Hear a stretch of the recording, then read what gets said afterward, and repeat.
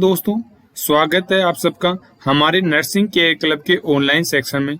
दोस्तों, आज हम हॉस्पिटल फ्रंट डेस्क कोऑर्डिनेटर के चैप्टर नंबर 14 पढ़ेंगे, जो है बेसिक लाइफ सपोर्ट।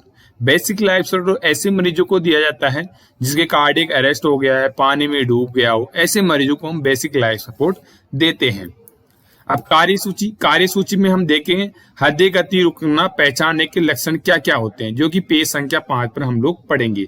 दूसरा है सीपीआर क्या है, हम पेज संख्या 6 पर हम लोग पढ़ेंगे।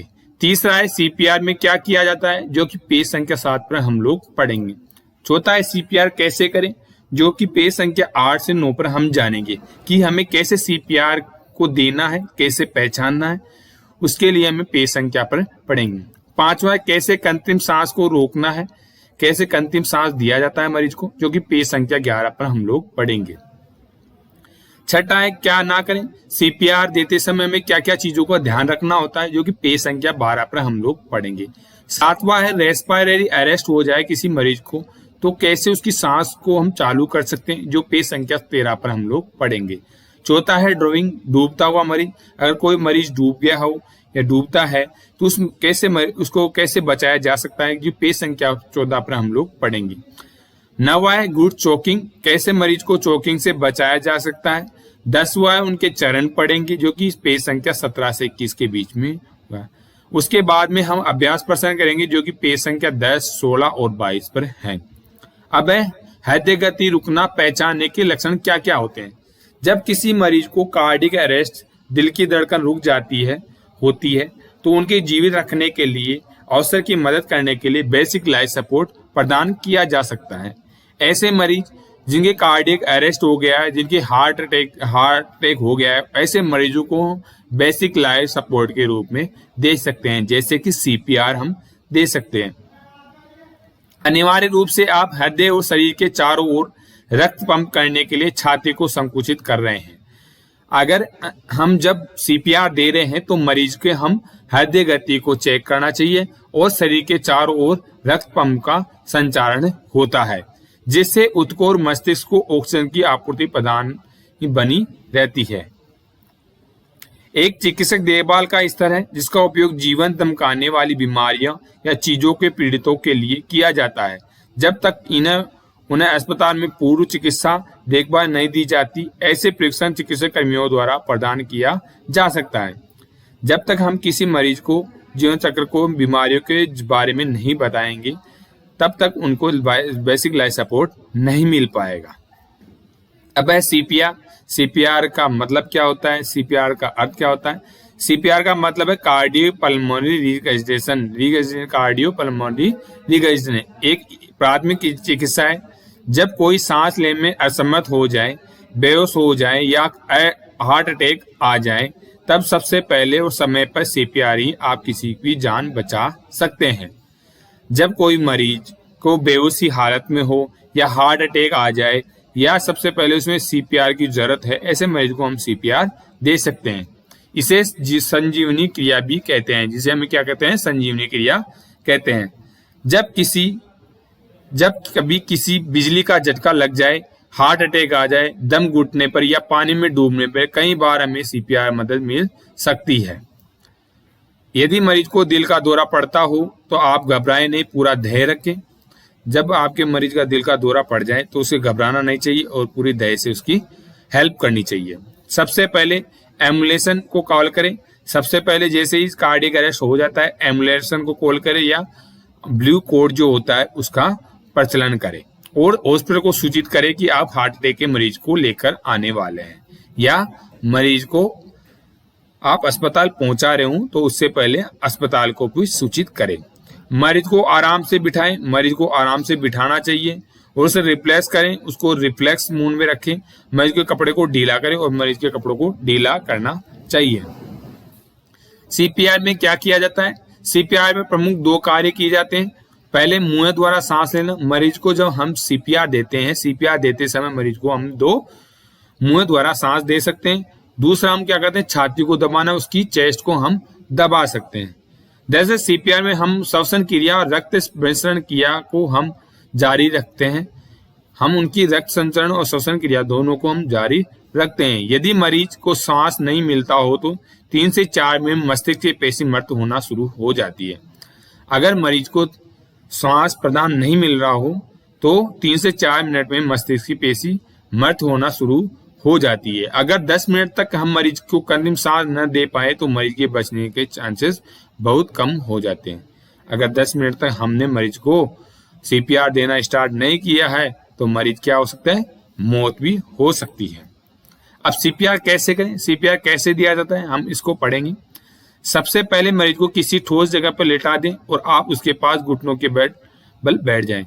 जब हम घर पे मरीज को सीपीआर दे रहे हैं, सबसे पहले मरीज को अच्छी जगह पर बैठाएं और उसके घुटनों के बल पर बैठा देना चाहिए।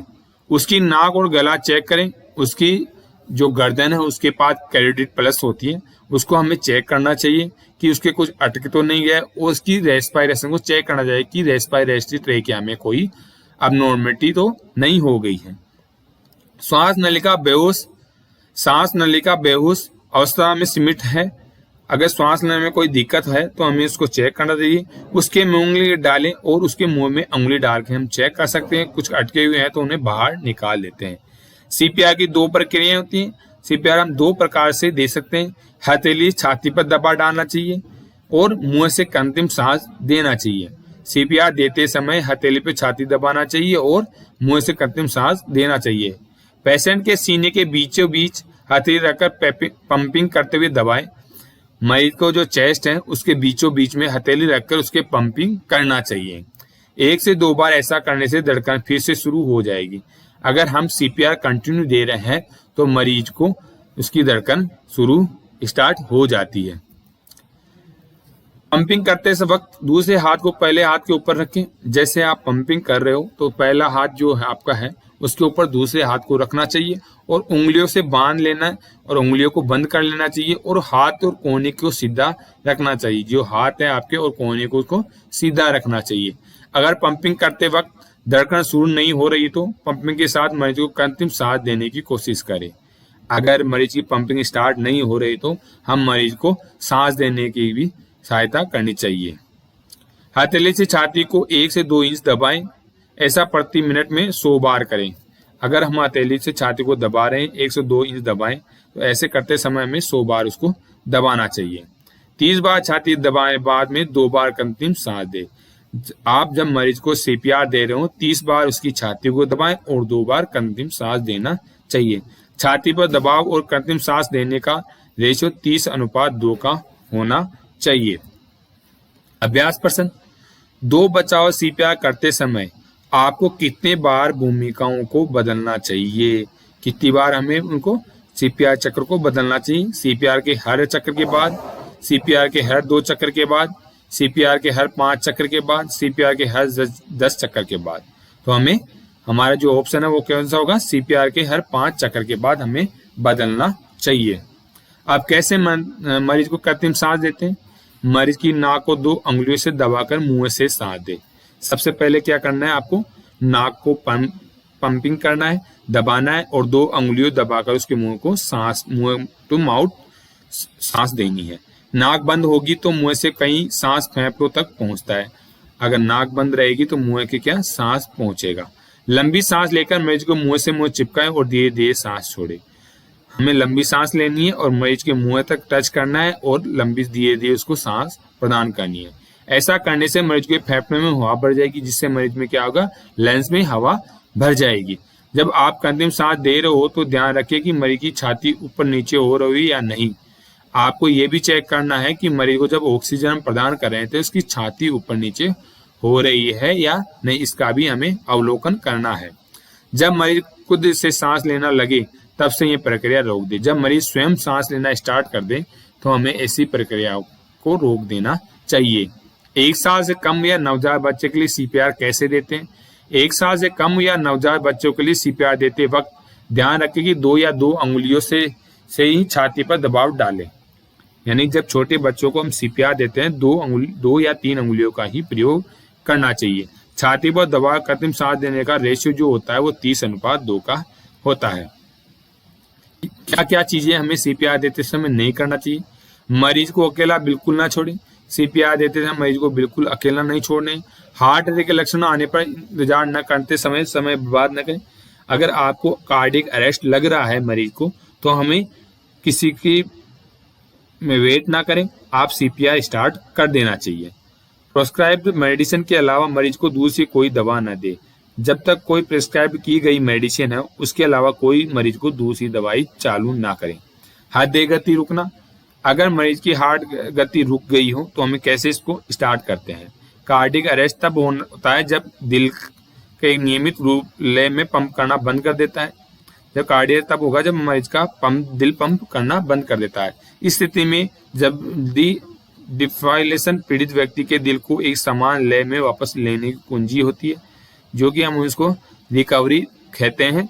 जब एक डिफिलेटर आसानी से उपलब्ध नहीं होता है तो एक रेंज क्योर या बाय स्टिनर को छाती के कंप्रेशन और बचाव की सांसों के रक्त प्रवाह को एक उपयुक्त उम्र तक बनाए रखना चाहिए जब तक कि यह न हो।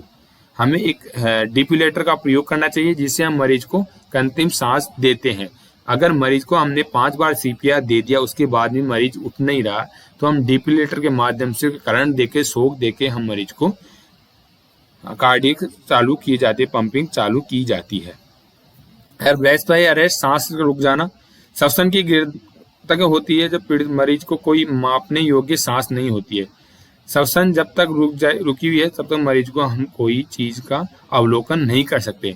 यह हृदय की गिरफ्तारी के साथ होता है, यह हृदय गति के रुकने के साथ होता है, लेकिन यह हमेशा ऐसा नहीं होता है। श्वसन गिरफ्तारी शिशुओं और बच्चों की बीएलएस का सबसे आम संकेत है। पीडीकी में सांस के बहाल करने में सबसे महत्वपूर्ण कारक उच्च गुणवत्ता वाले बचाव श्वास द्वारा प्रदान करनी चाहिए।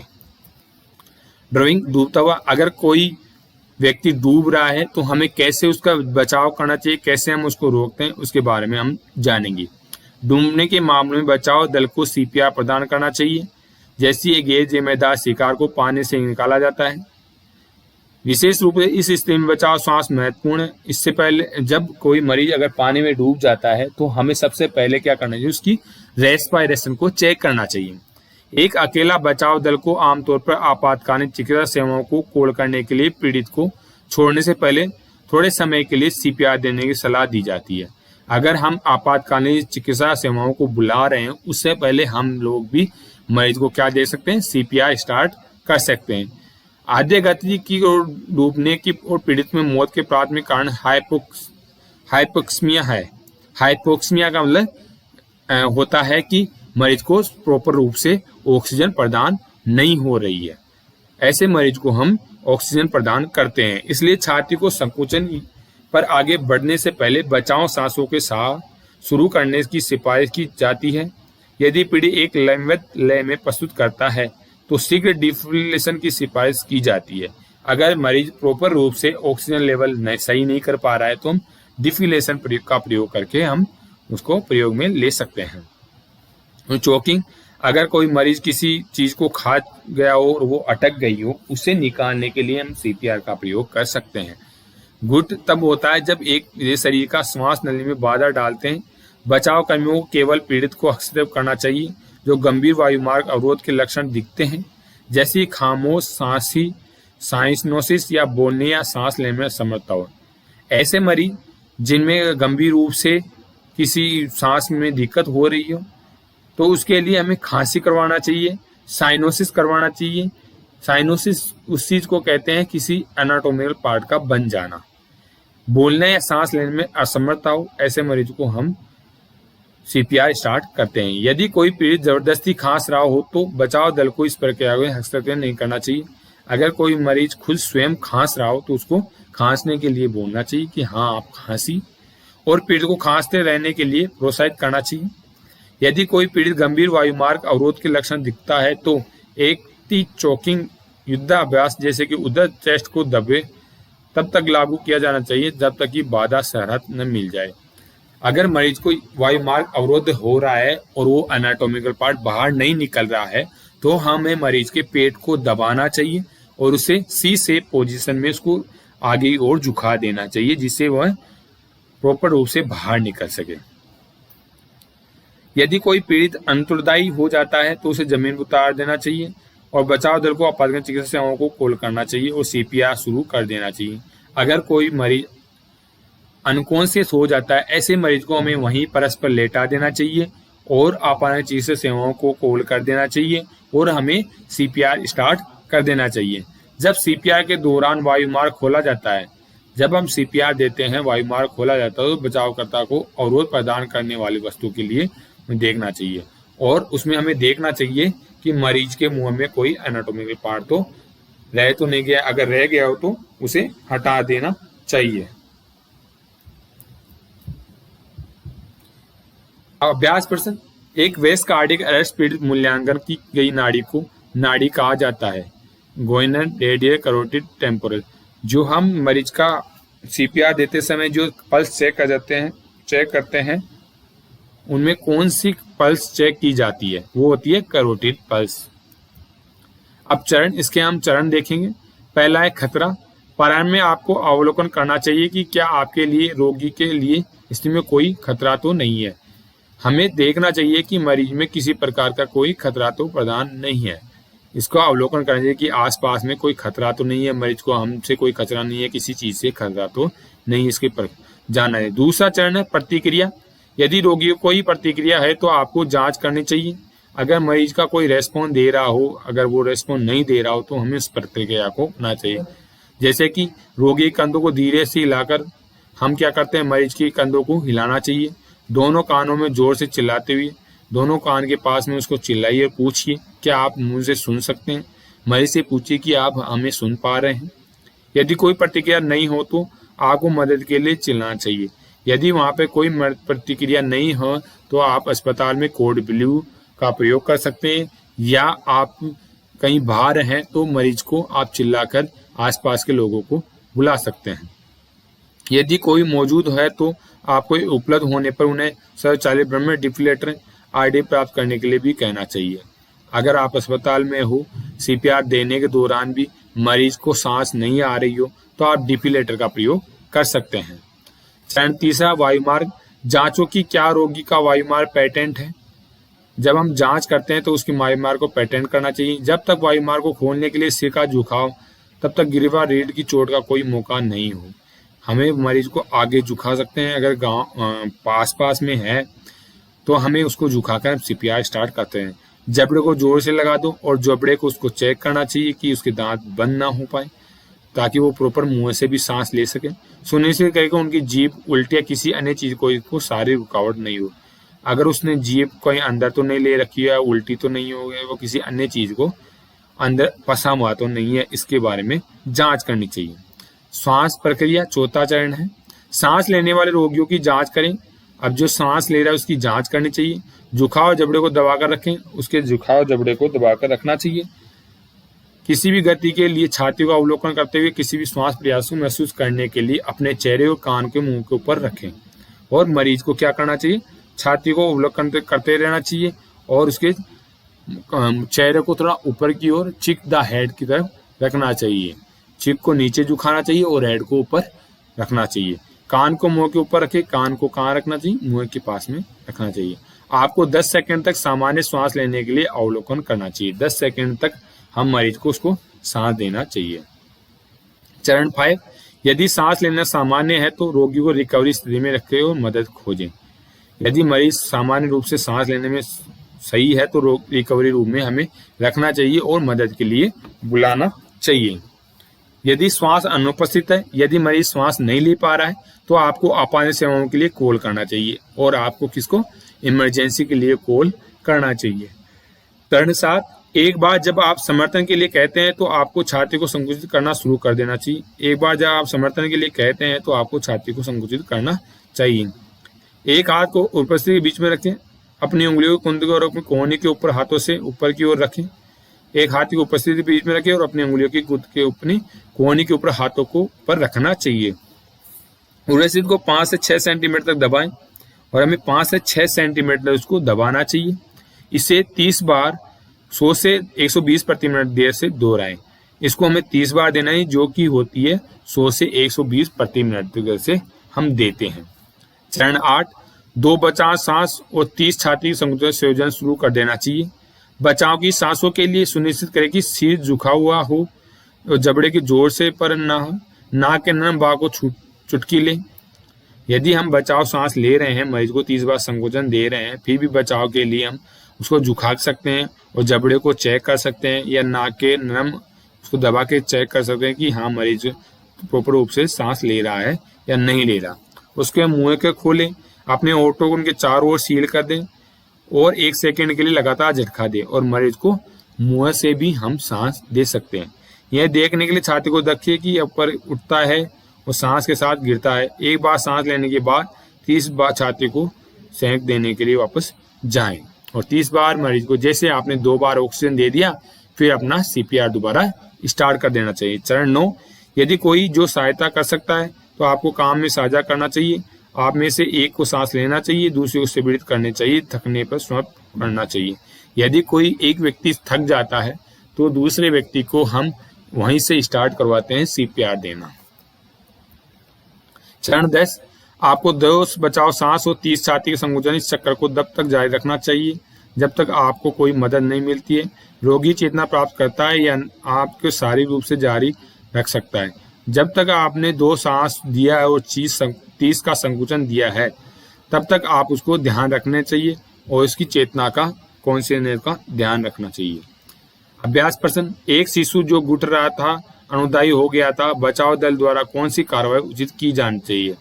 वैकल्पिक वापस थप्पड़ और छाती जोड़ दे, उसको थप्पड़ मारना चाहिए और छाती पर जोर देना चाहिए।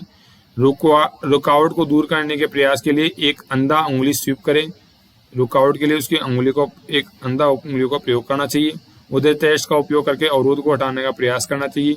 शुरुआती CPR देना चाहिए। हमें क्या करना है, सबसे पहले शिशु को अगर कोई चीज खा लिया हो, फंस गई हो, उसको निकालने के लिए हमें सबसे पहले CPR देना चाहिए। धन्यवाद दोस्तों, आपका हमारा वीडियो कैसा लगा आप हमें कमेंट्स बॉक्स में कमेंट्स करके बताइए। धन्यवाद।